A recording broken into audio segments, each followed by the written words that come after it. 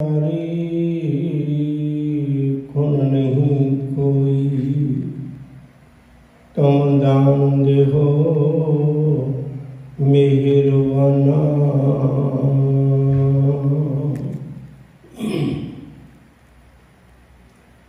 धन गुरु ग्रंथ साहिब सच्चे पातशाह जी के मुबारक चरणों में बैठ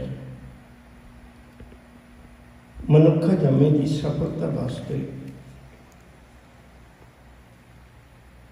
गुरु साहब जी ने कीर्तन राही सानू पावन उपदेश बख्शिश की। जप मन सतनाम सदा सतनाम, इन्हां शब्दों का कीर्तन कर रहे सन गुरमुख प्यारे भाई गुरप्रीत सिंह जी बजरवाल, उन्होंने साथी बड़ी सतगुरु ने रहमत की, उन्होंने मिठी रसना बख्शी, सतगुरु होर रहमत करे। विचार की रमत तो पहले गुरु फतेह जी संत भाई जी प्यार नाल आखो जी वाहिगुरु जी का खालसा वाहिगुरु जी की फतेह। गुरु अर्जन पातशाह के जीवन की लड़ी को विचारते हैं। आप इस पड़ाव पर पहुंचे हुए हैं किमें सतगुरु जी ने धन गुरु ग्रंथ साहिब सच्चे पातशाह जी की पावन पवित्र बाणी की गुरु ग्रंथ साहिब जी की संपादना की। संपादक का अर्थ होता है जिहड़ा दूजियां दियां रचनावां नूं अपने कोल थां दवे। कि सतगुरु जी ने सारियां दी बाणी 15 भगतां दी, 11 भट्टां दी, 3 गुरु के सिखां दी, कि सारी 5 गुरु साहबान तक की बाणी सारी की सारी एक पावन पवित्र ग्रंथ विच भाई गुरदास जी के कोलों रामसर के कंढे बैठ करीब करीब कह लो इनू 2 साल का समा, 2.5 साल का समा लग गया। इस समुची बाणी का खजाना सतगुरु ने तैयार किया। जेड़े भगत अपने आप को ही भगत मनी बैठे सन, गुरबाणी का एक बड़ा प्यारा बच्चन है, कच पकाई उथे पाए नानक गया जापै जाए। कौन धर्मी है कौन नहीं धर्मी असी आप ही फैसला नहीं कर सकते। मालिक की नज़र में कबूल होने वाले बंदे धर्मी गणे जा सकते हैं। उन्हें अपने आप को आप ही धर्मी समझ के गुरु साहब के चरणों में बेनती की। हजूर ने जदों उन्होंने सच की कसवटी च परखिया तो पूरे ना उतरे, उन्होंने बाणी को नकार दिता, ना मनिया, तो आखिर चारे जने चले गए कि बाकिया की बाणी धन गुरु ग्रंथ साहिब सच्चे पातशाह के रूप में तैयार कर दी गई। इस समुची बाणी करीब कह लो भी 15 अगस्त 1604 को मुकम्मल तौर पर तैयार हो गई। जिहड़ी पावन बीड़ लिखी गई उहदे 974 पन्ने ने। बीड़ शब्द क्यों पिया, मैं एक निक्की जी गल कह के अगे तुर जाना। पहला ये पत्तियां ते लिखी जाती सी, जिवें ताड़ दरख्त के पत्ते उन्हें पत्तियां ते लिखे जाता सी। इसे भी शब्द पत्तरे भी कहा जाता है, ये शब्द उत्थों बढ़िया हुआ। एल बरूनी एक विदेशी बंदा आया सी महमूद गजनवी के वेले, तो उन्हें एक किताब लिखी सी इंडिया के बारे च, सारा जिक्र है। तो उदों जब पत्तरियां ते लिखे पत्तियां ते लिखे जाता सी, तो पत्तियां ते लेके पहला पहल सब तो पहला अशोक ने पत्थरों से लिखवाया, उन्होंने सिल कहते हैं, शिलालेख कहते हैं। फिर उस तो बाद मलमल के कपड़े से भी लिखवाया जाता रहा, फिर ताड़ के दरख्तों के पत्तियां से भी लिखा जाता रहा। वो जोड़े पत्ते होंगे सन ना, वो पत्तियां कट्ठे करके विचों एक जिमें बोरियां सिउण वाला सूआ होंदा सी, तो उस तरह के सूए नाल उन्होंने परो के एक बड़ी सारी रस्सी नाल बन लिया जाता सी। ਜਿਹੜੀ ਪੱਤਰਿਆਂ ਦੀ ਇੱਕ ਥੱਥੀ ਬਣ ਜਾਂਦੀ ਸੀ ਉਹਨੂੰ ਬੀੜ ਕਹਿੰਦੇ ਸਨ। ਬੀੜ ਦਾ ਮਤਲਬ ਹੈ ਬੀੜਨਾ, ਜੋੜ ਕੇ ਰੱਖਣਾ, ਇਕੱਠਾ ਕਰਕੇ ਰੱਖਣਾ, ਉਹਨੂੰ ਪੱਤਿਆਂ ਨੂੰ ਇਕੱਠੇ ਕਰਕੇ ਰੱਖਣਾ। ਸ਼ਬਦ ਪੱਤਰੇ ਤੇ ਬੀੜ ਇੱਥੋਂ ਬਣਿਆ। ਗੱਲ ਵੱਖਰੀ, ਆਪਾਂ ਆਪਣੀ ਗੱਲ ਵੱਲ ਚੱਲੀਏ ਕਿ ਉਹ ਸਾਰਾ ਪਾਵਨ ਪਵਿੱਤਰ ਸਰੂਪ ਸਤਿਗੁਰੂ ਜੀ ਨੇ ਤਿਆਰ ਕਰਵਾਇਆ। ਇਹ 15 ਅਗਸਤ 1604 ਨੂੰ ਮੁਕੰਮਲ ਤੌਰ 'ਤੇ ਤਿਆਰ ਹੋ ਗਿਆ। ਫਿਰ ਪ੍ਰੋਫੈਸਰ ਸਾਹਿਬ ਸਿੰਘ ਹੋਰਾਂ ਦਾ ਕਹਿਣਾ ਹੈ ਵੀ 15 ਦਿਨ ਇਹਦੇ ਤਤਕਰੇ ਬਣਾਉਣ ਨੂੰ ਲੱਗੇ। ਮੈਨੂੰ ਮਾਫ ਕਰਿਓ, ਕਦੇ ਆਪਣੇ ਆਪ ਨੂੰ ਪੁੱਛ ਕੇ ਦੇਖਿਓ, ਅਸੀਂ ਕੌਣ ਦੇ ਤਾਂ ਗੁਰੂ ਕੇ ਸਿੱਖ ਹੈ, ਪਰ ਮੇਰਾ ਖਿਆਲ ਹੈ ਮੇਰੇ ਵਰਗੇ ਬਹੁਤ ਆਤਰਸ਼ੀ ਹੋਣਗੇ ਜਿਨ੍ਹਾਂ ਨੂੰ ਇਹ ਵੀ ਨਹੀਂ ਪਤਾ ਵੀ ਜਪਜੀ ਸਾਹਿਬ ਦੀ ਬਾਣੀ ਗੁਰੂ ਗ੍ਰੰਥ ਸਾਹਿਬ ਦੇ ਕਿੰਨੇ ਪੰਨੇ ਤੋਂ ਕਿੰਨੇ ਪੰਨੇ ਤੱਕ ਹੈ। ਜਪਜੀ ਸਾਹਿਬ ਦੀ ਬਾਣੀ ਦੀ ਬਾਕੀ ਤਾਂ ਗੱਲ ਛੱਡੀਏ, ਬੜੀ ਦੂਰ ਦੀ ਕਹਾਣੀ। तो इसे तरह जो इंडैक्स है ना, बहुत सानू इस गल का पता ही नहीं। तत्करा जो पहली बारी 54 पन्निया का बनया ते अज भी गुरु ग्रंथ साहब 2 तत्करे ने। एक तत्करा है रागां के मुताबक, 31 राग ने जिहड़े उन्हां दे मुताबक तत्करा है कि जिवें श्री राग है, माझ राग है, गौड़ी राग है इत्यादि। दूजा जिहड़ा तत्करा है वो हरेक शब्द की पहली पंक्ति, हरेक शब्द की पहली पंक्ति 5887 शब्द विद्वाना ने लिखे ने ते उन्हां दियां पहलियां पंक्तियां जिहड़ियां ने उन्होंने लिख के अगे पन्ना नंबर लिखना। ये भाई गुरदास जी ने 15 दिन लगे। ये दरम्यान बीड़ की जिल्त बनवाई गई तो सुकन भी एक दिन लगे। उस तो बाद हुण पहली सितंबर की घटना है जी मैं तुहाडे नाल साझी कर लगे। 1604 गुरुदेव सच्चे पातशाह ने उस रात साडे ग्रंथकारां ने लिखिया है भी गुरु अर्जन पातशाह जी बड़ी गंभीर सोच विच कोई भी फैसला लेना सी, इतनी गंभीरता विच बैठे गुरु अर्जन पातशाह नूं नहीं सी टकिया। आखिर हजूर नूं पुछया भी की गल अज दी रात इन्नी परेशानी विच। हजूर कहण लगे हाँ मैं सोचदा सा गुरु ग्रंथ साहिब की हजूरी विच किहनूं बिठावां। जे किसी बेदियां दे विचों बिठा दिता तां उन्हें कब्जा कर लेना भी ये तां बेदियां दी दात है। जे किसी त्रिणा विचों गुरु अंगद साहब जी के परिवार ने उन्होंने विचों बिठाया तो उन्होंने अपनी जायदाद समझना, भलिया ने अपनी समझना, सोढ़िया ने अपनी समझना। मैं वो बिठावा जिहड़ा ना बेटी होवे, ना सोढ़ी होवे, ना त्रिण होवे, ना भला होवे, मैं उन्होंने बिठावा। तो फैसला होया भी बाबा बुढ़ा इन्हां किसी गल्लां च नहीं आउंदे। बहुत प्यारा गुरु का सिख है, इसलिए मेरे मन में विचार बनी। दूजी गल, गुरु अर्जन पातशाह जी खुद भी गुरु ग्रंथ साहिब की हजूरी में नहीं बैठे। गल चेते रखे किते लोकां विच पिरत ना पै जाए भी जिहड़ा गुरु की हजूरी में बैठा हुंदा वो गुरु ही हुंदा है, क्योंकि गुरबाणी भी गुरु है, बाणी गुरु, गुरु है बाणी। ते जिहड़ा विच हजूरी में बैठा कि उन्होंने भी असीं गुरु अर्जन पातशाह कहने। तो अगे भी तो गुरुओं की अंत ही कोई नहीं रहने भी जो गुरु गोद में बैठे वो गुरु ही है। नवी पिरत पै जाएगी। बहुत सोच संभल विचार के गुरु अर्जन पातशाह जी महाराज ने इस गल को तैयार किया। हुण याद रखियो जे बाबे बुढ़े की उम्र बहुत ध्यान दे के सुनियो 1506 में उसका जन्म होया बाबे बुढ़े का ते 1604 में प्रकाश होने लगा। कितने साल उम्र हुई? 98 साल उम्र है।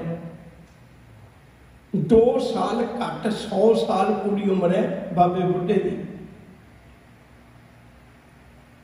हुण बाबा बुढ़ा फिर दोबारे मैं एक बेनती करनी चाहना भी क्यों चुनिया, बहुत तवज्जो दे के समझो इस गल।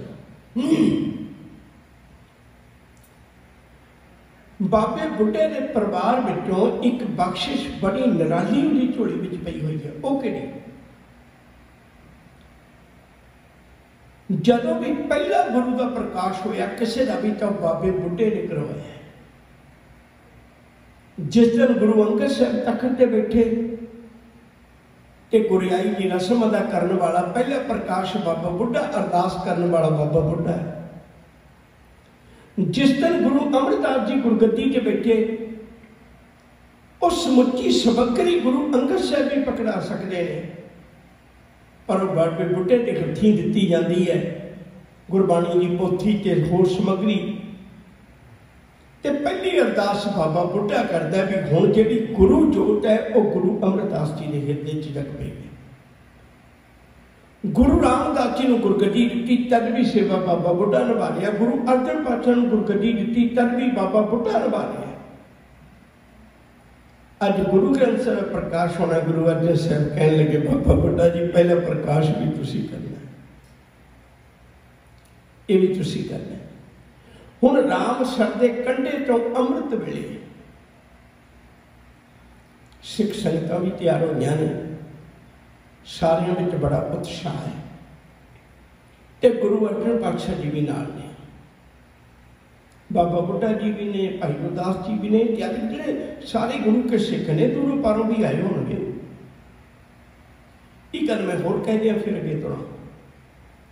ये गल चेता रखियो, दरबार साहिब दे अंदर अगर गद्दा ला के बैठा है तो केवल बाबा खेम सिंह बेदी बैठा है, उस तो बिना किसी ने भी अंदर गद्दा नहीं लाया, गुरुओं ने भी अंदर गद्दा नहीं लाया। और तुसी बड़े तवज्जो दे के समझो तो कोई भी स्थान है वो किसी न किसी गुरु के नाल जुड़िया हुआ है, किसी प्रकाश नाल जुड़िया है, किसी ज्योति जोत नाल जुड़िया हुआ है। पर जिहड़ा दरबार साहिब है इत्थे किसी भी गुरु का शरीरक तौर पर ना प्रकाश होया, ना इत्थे किसी का ज्योति जोत होया। इत्थे उहदा ही प्रकाश होया जिन्हें जुगो जुग अटल रहना, जिन्हें कदे खत्म नहीं होना, रही दुनिया तक, जिन्हें मनुखता नूं मिठियां प्यारियां लोरियां देनियां ने ना, ते उहदा ही प्रकाश कीता ताकि सिख जदों गुरु गोद विच जावे इहनूं किसी कल्ले गुरु का शरीर नज़र ना आवे। तुसीं ननकाणा साहिब जांदे हो, मैं एक बेनती भी करदे हां, छोटी जी गल कह के वापस आ जाना। पर अज तुसी किसी नूं देखो तो किते वक्त मिलिया गुरुद्वारा बंगला साहिब जाओ तो उत्थे लोग तुहानूं कथा कहानियां सुणाउणगे जी फलाना बंदा आ रहा सी, एक निक्का जिहा बच्चा उन्होंने आया तो कहन लगे तेरे सारे दुख कट्टे जाणगे। कि कौन सी? गुरु हरकिशन साहिब सी। उत्थे कदे गुरु तेग बहादुर साहिब जी की, कदे गुरु नानक साहिब जी की, गुरु अंगद साहिब जी तुहानूं कोई गल नहीं सुनाएगा। जिहड़ा भी सुनाएगा भी इत्थे गुरु मिलिया तो बाल गुरु की गल सुनाएगा, क्योंकि स्थान उन्होंने संबंधित है, ख्याल ही वही होंगे। जेड़े गुरुद्वारे गुरु नानक साहब नाल संबंधित ने उत्थे कोई सिख नूं ख्याल आएगा तो उत्थे कहेगा जी मैनूं तो एक बजुर्ग बाबा मिलिया, कहने लगे हौसला कर सिखा, तो गुरु चरणों में आया तो मैनूं बड़ा हौसला हो गया। जेड़े आम होर थावां ते जांदे ने उन्होंने वही जे गुरु का ख्याल आउंदा है। जेड़े होर हालांकि 10 गुरुओं का प्रकाश है पर किसी दूजे गुरु का ख्याल नहीं आएगा। दरबार साहिब गुरु ने किड्डी वड्डी कृपा की। इत्थे गुरु ग्रंथ साहिब सच्चे पातशाह दे नाल संबंधित यह स्थान है दरबार साहिब। ये किसी भी गुरु ने मंजी ला के आप आसन नहीं लाया। जब दरबार साहिब तैयार भी हो गया 1601 दे विच, उदों भी गुरु अर्जन पातशाह जी महाराज जिथे गुरुद्वारा मंजी साहिब है इत्थे मंजी ते बैठ के उपदेश करिया करते सन, दरबार साहिब दे अंदर नहीं। चेतन मैं गल नहीं करते, समा बहुत हो जाता है। ते अज बाबा बुढ़ा जी ने बेनती की भी अरदास करो, तुसीं रामसर के कंढे तो अरदास करके बाबा बुढ़ा जी के शीश उत्ते गुरु ग्रंथ साहिब जी का स्वरूप लिया। गुरु अर्जन पातशाह जी महाराज ने आप चौर साहब की सेवा की। जदों बाबा बुढ़ा जी हम शीश उत्ते गुरु ग्रंथ साहब जी का स्वरूप चुक के खलोते ने, तो गुरु अर्जन पातशाह जी कहने लगे बाबा जी तुरो। बाबा बुढ़ा जी बड़े हैरान हुए, कहने लगे पातशाह ये किवें हो सकता जे निराली चाल किवें हो सकती? कहने क्यों? कहने तुसीं अगे तुरो मैं तुहाडे पिछे तुरांगा। सिख ते गुरु दे पिछे तुरदा है, तुसीं हमेशा अगे तुरदे हो मैं पिछे तुरदा, गुरु अगे तुरदा सिख पिछे तुरदा। सब कहने लगे बाबा जी सच कहंदे जे गुरु अगे तुरदा है सिख पिछे तुरदा है ते अज फिर तुसीं अगे तुरो। कहंदे क्यों? मैं ते गुरु नहीं ना। सब कहते तू गुरु नहीं, जेड़ा तेरे सिर के उत्ते है मेरा भी गुरु है। बाणी गुरु गुरु कह बाणी, बिच बाणी अमृत सारे, गुर बाणी कह सेवक जन मानै, प्रतख गुरु निस्तारे। अज तुसी अगे तुरो, तुहाडे सिर उत्ते हो धन गुरु ग्रंथ साहब जी का स्वरूप है। अज मैं पिछे तुरांगा। याद रखियो गुरु अर्जन पातशाह जी महाराज पिछे पिछे चौर साहब करदियां रामसर के कंढे तो दरबार साहब के अंदर तक आए। इत्थे आके सारी तैयारी करी हुई सी। ओम सैन सब तहां बराजे, बड़े सौखे बच्चे ने, सारे धरती ते बैठ गए। ओम सैन सब तहां बराजे, गुरु ग्रंथ मंजी पर साजे। धन गुरु ग्रंथ साहब सच्चे पातशाह जी नूं मंजी साहब के उत्ते उन्होंने उत्थे टकाया गया। बाबा बुढ़ा जी दियां नज़रां ने फिर गुरु अर्जन पातशाह दियां नज़रां वल तकिया भी हुण अगे की हुक्म है, मैं स्वरूप तो ले आंदा। साहब ने फिर जिहड़े बचन कहे ना उन्होंने कवि संतोख सिंह ने अपनी भावना वाले बचनों में प्रगट किया है। बुढ़ा साहब खोलो ग्रंथ, लिखो आवाज, सुने सब पंथ, अदब संग ग्रंथ तब खोला, ले आवाज बुढ़ा मुख बोला, सूही महला पंजवा। संतां के कारज आप खलोया, हर कम करावन आया राम। महला पंजवा दसदा है भी ये बचन धन गुरु अर्जन साहब सच्चे पातशाह जी महाराज का है। याद रखियो मेरे वर्गे बंदे नूं पूरा हुक्मनामा भी याद नहीं हुंदा, पर जदों किते सन्मानयोग भाई साहब जी हुक्मनामा लेंदे ने ना, सानूं संगतां च चैन नहीं आउंदा, सी नाल नाल बोलदे हैं। कितना विशाल हिरदा होगा गुरु अर्जन पातशाह का, उन्होंने उचारिया होया बचन ही हुक्मनामा आया, पर साहब ने इवें बैठ के सुनिया जिवें पहली बारी उन्होंने सामने शब्द आया हो। इन्नी भावना के नाल दरबार साहब का जो सिख कौम का गुरु ग्रंथ साहब नूं दिता होया जिहड़ा पहला हुक्मनामा है, वो बाबा बुढ़ा जी ने, बुढ़ा जिहड़ा पावन पवित्र बचन गुरु साहब का पाके बाबा बुढ़ा जी ने हुक्मनामा लिया सी। सूही महला पंजवा, संतां के कारज आप खलोया, हर कम करावन आया राम, तरत सुहावी ताल सुहावा, विच अमृत जल छाया राम। एक बेनती और करनी है फिर आप आगे तुरना है। एक सुभावक जिहा सवाल श्रद्धा भावना रख के इतिहास को सुनने वाले विद्यार्थी के अंदर सुभावक पैदा होगा। वो सवाल की है? वो सवाल है भी जदों भाई गुरदास जी ने एक एक बचन लिखे गुरु ग्रंथ साहब जी का, जबकि बाबा बुढ़ा जी की ना कोई अपनी लिखत है ना उन्होंने कोई गुरु ग्रंथ साहब का पन्ना लिखे। फिर हैरानी की गल है तो बाबे बुढ़े नूं कहा भी तू हुक्मनामा लै, भाई गुरदास नूं क्यों नहीं कहा भी तू हुक्मनामा लै? उन्हें तो अखर अखर लिखिया सी। अज हुक्मनामा लेने का वक्त आया जो ग्रंथ तैयार हो रहा सी धन गुरु ग्रंथ साहब सच्चे पातशाह जी महाराज, उदों तक भाई गुरदास की ड्यूटी रही है कि अज वो पावन बचन सुनाने का वक्त आया, प्रकाश करने का वक्त आया, तो अज ड्यूटी बाबे बुढ़े जी लगी। असल में कारण हो रहा है गुरु ने सानू दो अखां दित्तियां ने। जदों तक सिखा तू बाणी नूं विचारे पढ़े लिखे उदों तेरी अख होवे भाई गुरदास वर्गी जिहड़ी बिल्कुल धोखा ना खावे, पछाण लवे भी आ कच्ची बाणी है आ सच्ची बाणी है। क्योंकि लिखण वेले संभालण वेले कच्ची पक्की का निर्णय उदों होना है उदों तेरी अख भाई गुरदास वर्गी होवे।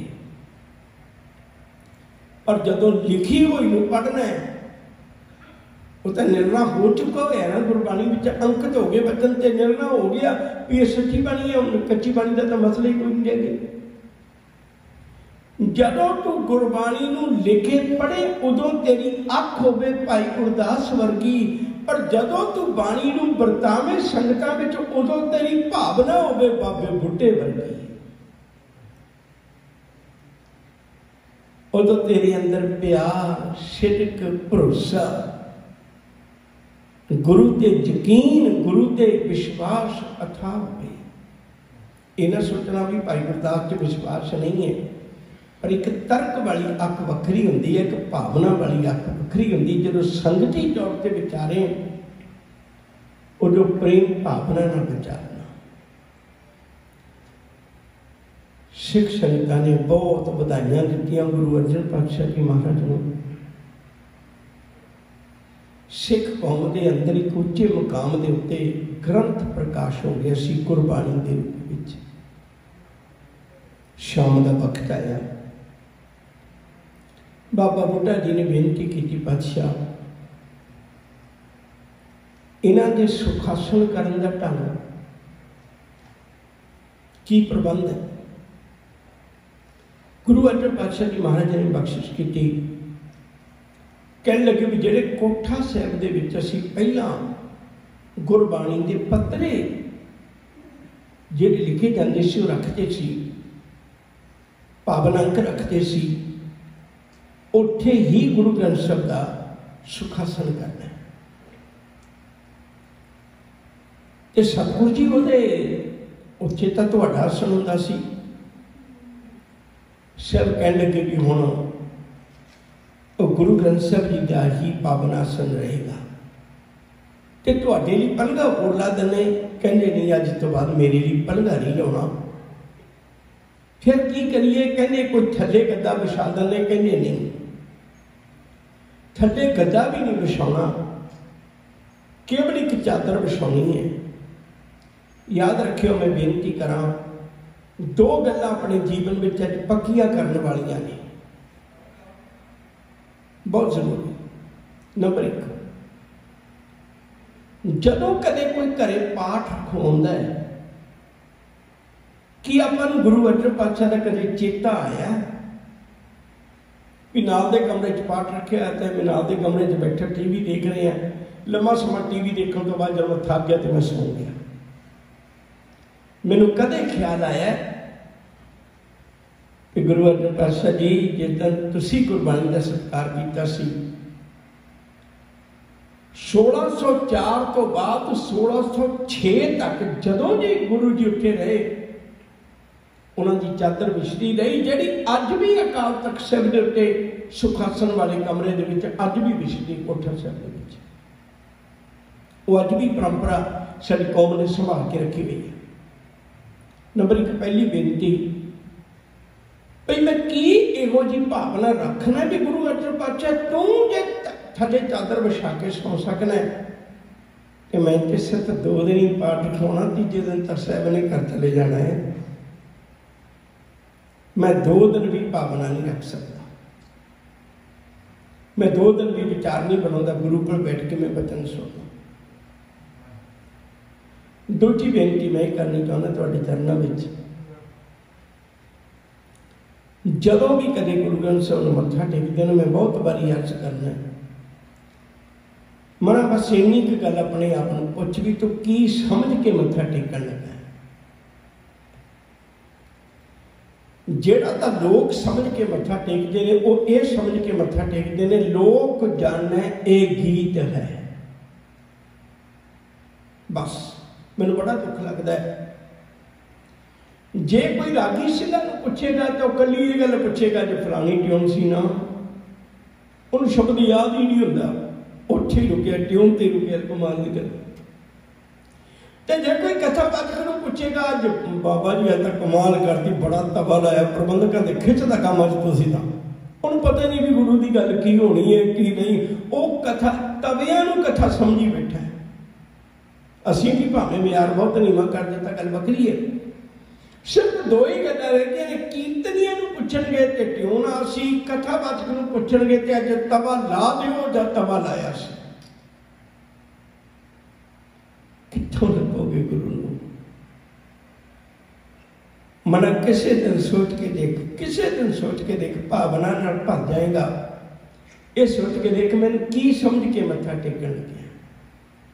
लोक जाने ये गीत है, पर है नहीं ये गीत। ये है कि ये तो ब्रह्म विचार जो कंसी उपदेश होए, मानस मरती बार। धन गुरु अर्जन साहब सच्चे पातशाह जी महाराज ने बड़ी कृपा की, बहुत बख्शिश की, ते सिख की झोली में भावना पाई। आखिर गुरु ग्रंथ साहब जी का सुख हासिल कर दिता गया। उस तो बाद ये समुची रीत चलती रही। याद रखियो जी, एक स्थान है दुनिया में जिन्ना कि मैनूं पता है, जदों कोई उपदेश लैन आता है वो नीवी थां पर बैठता है, उपदेश देने वाला उच्ची थां पर बैठता है। जिन्ना चਿਰ मैं कथा नहीं सी करनी, मैं थले बैठा सा, पर जदों मैं कथा समाप्त करनी है, ढाडी सिंघा सेवा निभानी है, उदों मैं इत्थे नहीं बैठा रह सकता, मैनूं भी थले आउणा पएगा। जिन्ना चਿਰ मैं गुरु के उपदेश की गल करना, उन्ना चਿਰ मैनूं उच्चा स्थान प्राप्त है, क्योंकि मेरे करके नहीं तो गुरु करके है। जदों मेरे को गुरु की गल खत्म हो गई भी मैं उन्हें गुरु की गल नहीं कर रहा, तो मैनूं भी थले बैठना पेगा, मैं उत्ते नहीं बैठ सकता। कितनी बड़ी महानता है गुरु अर्जन पातशाह के घर की। सिखा तेनों हजे भी यकीन नहीं आता, हजे भी तेनों प्यार नहीं जागता गुरु नाल। कदे विचार के देखियो दरबार साहिब की पावन धरती नूं, वो दरबार साहब असी नहीं बनाया, गुरु अर्जन पातशाह ने बनाया हुआ है। असी बनाया होता कह सकते सा किसी मनुख ने गलती कर ली। गुरु ग्रंथ साहब का प्रकाश थले है, हुक्मनामा थले लिया जा रहा है, पर जो सिख उत्ते बैठा गैजरी तो गुरु का हुक्मनामा सुन रहा है, वो गुरु तो भी उच्चा बैठा गुरु का हुक्मनामा सुन रहा है। गुरु कहने लगे पुत आ तो सही मेरे दर ते, मैं कहा जो जन लेहे खसम का नाम तिन कै सद बलिहारे जाऊँ। मैं तो कुर्बान जाने उन्होंने तो जी गुरु की गल सुनता है नहीं, तो मेरे तो भी उच्चा बैठ, मैं तेन इन्ना सत्कार देना। शहादत का पक्ष आप पहले दिन साझा कर लिया सी, उन्होंने मैं नहीं दोहराना चाहता। 1604 तो लेके 1606 में 30 मई को गुरु अर्जन पातशाह जी शहादत हुई है। ये गल चेता रखियो, हजूर ने हालांकि 2312 शब्द उन्होंने गुरु ग्रंथ साहब अंकित ने, बहुत नमीरा खजाना है। उन्होंने 1604 तो बाद 1606 तक एक भी शब्द नवा नहीं उचारिया, ताकि कोई शब्द गुरबाणी के खजाने तो बाहर ना रहे। इतनी बेनती है, कबूल भुला चुका की खिमा। कल साका नीला तारा की आप गल करांगे। प्यार नाल आखो जी वाहिगुरू जी का खालसा वाहिगुरू जी की फतेह।